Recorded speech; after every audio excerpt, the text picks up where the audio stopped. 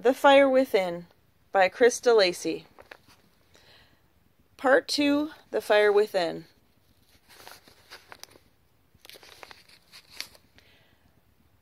A Very Special Present. Page 137. Get away from the door, Liz said briskly. I told you twice. Don't make me say it again. Lucy stuffed her hands into the pockets of her jeans. What's he doing? She said with a sniff. Typing. From the sound of it. I know, she complained. It's all he does now. She flipped back against the tenant's door in a huff. He's working, said Liz.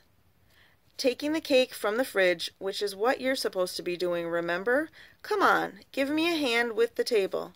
Lucy moped into the kitchen. She gripped the end of the kitchen table while her mom pulled out the extending piece. Tablecloth, said Liz. The pretty one, please.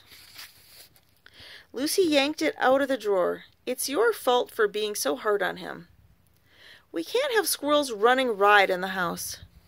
It was only some cat litter on the floor. Liz took the tablecloth and flicked it out. And a secret trap, and plants uprooted all over the rock garden, not to mention that unspeakable business with Bonington. He's lucky he got off as lightly as he did. If he were your age, he'd have been sent to his room for a week. Mom, he's been in his room for a week. Well, at least it kept you both out of mischief, didn't it? Lucy sighed and pushed her finger back and forth across the counter. Didn't you know he was setting the trap? She glanced past her mother to a pretty little dragon perched on top of the microwave oven. It had ears like seashells and eyes like moons. Liz opened a cabinet and took out some dishes. It doesn't matter what I know. What's done is done. Put these out with dessert spoons, please. Lucy took the dishes and plunked them down haphazardly around the table. Bonington, sitting statuesquely on a stool, winced with every place that was set. I bet he forgot my story, Lucy grumbled. He promised he'd read me one for my birthday. Lucy, he's 20 years old, Liz said. He doesn't want to be pestered by a 10-year-old child. 11, Lucy said indignantly. I'm nearly grown up. Well, act like it then, her mother trumped her. Learn a little patience. You never know what might be around the corner. At that moment, David's door creaked open, and the tenant strolled buoyantly into the kitchen. Party time, he smiled, trying to scoop a smidgen of frosting off the cake. Liz smacked his knuckles with a wooden spoon. Ow, said the tenant, and tousled Lucy's hair. How's the birthday girl? There aren't enough spoons, Lucy said haughtily. I'm going to have to get some more from the front. She waltzed out with a mighty sniff. Liz and David exchanged a little eyebrow traffic. A little frosty there, he said. Said Liz, glancing down the hall. This story you're typing had better be worth it. She genuinely thinks you gave her the brush off. David let out a sneaky laugh. Just keep her wondering for now.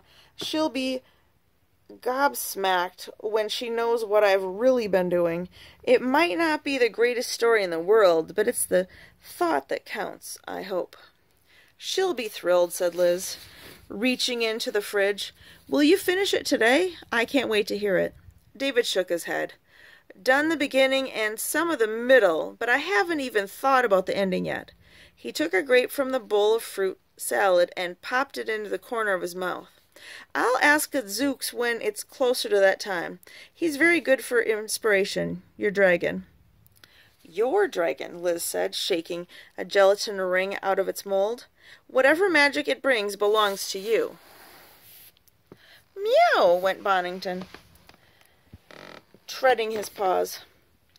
David threw him a cat treat. Bonington batted it across the kitchen, then dropped to the floor in hot pursuit.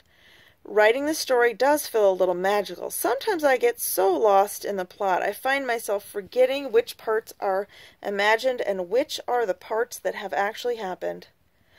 Or which parts have gone under the dishwasher, Liz sighed. She frowned as Bonington tried unsuccessfully to squeeze his pink nose under the machine. "It's a little like being a mystery tour," said David, rescuing the treat with the blade of a knife. He washed off the fluff and returned it to Bonington. "You sort of know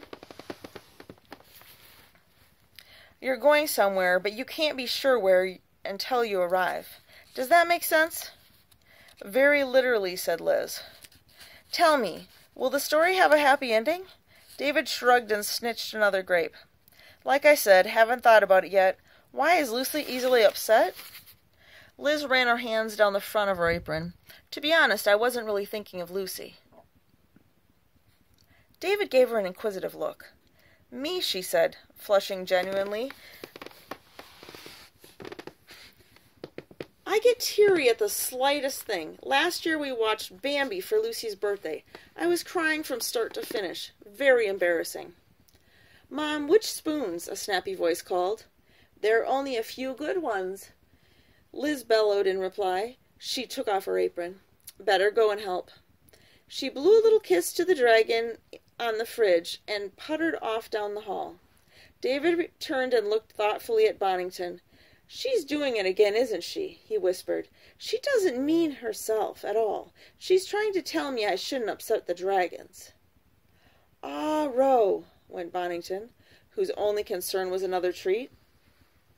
David scooped up a glob of frosting and dabbed a smidgen on Bonington's nose. "Rule number 97, Bonners. You shouldn't ever make a dragon cry." He smiled and let the cat lick his fingers. "Your humans are totally weird," he said. Despite her moodiness earlier in the day, Lucy enjoyed her birthday party. As her friends trooped in one by one, she took great pride in introducing them to David. For the moment, it seemed the rift was healed. There was lots of food and games and presents. Christopher Jefferson, the boy who Lucy sat next to at school, brought her a book called Martin's Mice, which he claimed he'd read 100 times at least. Beverly Chabron gave her a bunny rabbit backpack and a plastic lobster with luminescent eyes. Samantha Healy gave her a jigsaw puzzle in a tin and some sparkling tubes of glitter paint. Lucy dabbed it on her arms and face. Her mom said she looked like a piece of tinsel. David, of course, had not forgotten her. He made her a royal show of presenting Liz's daughter with a Lucy hat he'd found in a thrift shop. It had green velvet bow with a deep blue sequin. It was far too big and kept slipping down over its namesake's eyes, but Lucy wore it all day long and bluntly refused to take it off. The last presents she opened were the ones from her mom. When she unwrapped the little camera, she jumped with joy and gave Liz a huge hug. Then she took pictures of everything. Her friends spilling food and pulling faces, David in a party hat with pixie sticks up his nose, Bonington on the counter, finishing off the cake, her mom shooing Bonington down. At 5, when everyone was saying goodbye, Lucy was as happy as she'd ever been. That was when the tenant winked at Liz and quietly slipped away to his room. "Lucy," said Liz, recognizing the signal, "go and wash your face and hands now, all right?"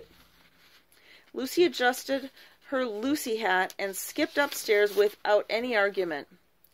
She returned to find David and Liz in the living room. They were sitting at opposite ends of the sofa. Lucy plunked herself down between them. It was then that she noticed a chair in the bay. It was facing the sofa, all trimmed with balloons and paper chains. Lucy looked at her mom. "Why does that chair have decorations on it?" "I don't know," said Liz. "You'd better go and see." Lucy hurried over. A note was lying on the seat. "Storyteller's chair," she read aloud. David stood up and walked across the room. Lucy's face lit up with delight. "Are you going to tell me a story?" David took a sheaf of papers off the footstool. "No, I'm going to read you one." Liz patted a cushion. "Lucy, over here." Lucy sprinted over and bounced into place. David sat on the storyteller's chair. "This is David's special present," said Liz. "You shouldn't interrupt until the end of a chapter." "But doesn't he have a book?" Yes, he does, said David, shuffling the papers. I typed one myself. Lucy's mouth fell open in shock. You wrote me a story? David nodded. This is just the first few chapters, unfortunately. You'll probably have to wait until Christmas for the rest. Would you like to see what it's called? Lucy gave an ecstatic nod. David turned the manuscript around and showed her. Snigger and the Nut Beast, a squirrel story, for Lucy Pennycettle, age 11 today. Sit back, be a good listen, said Liz. Lucy sat back, as tame as one of Martin's mice, but she couldn't resist whispering. What's a nut beast? Ah, said the tenant, you'll have to wait and see. And with that, he turned the page and started to read. Now we're on page 146.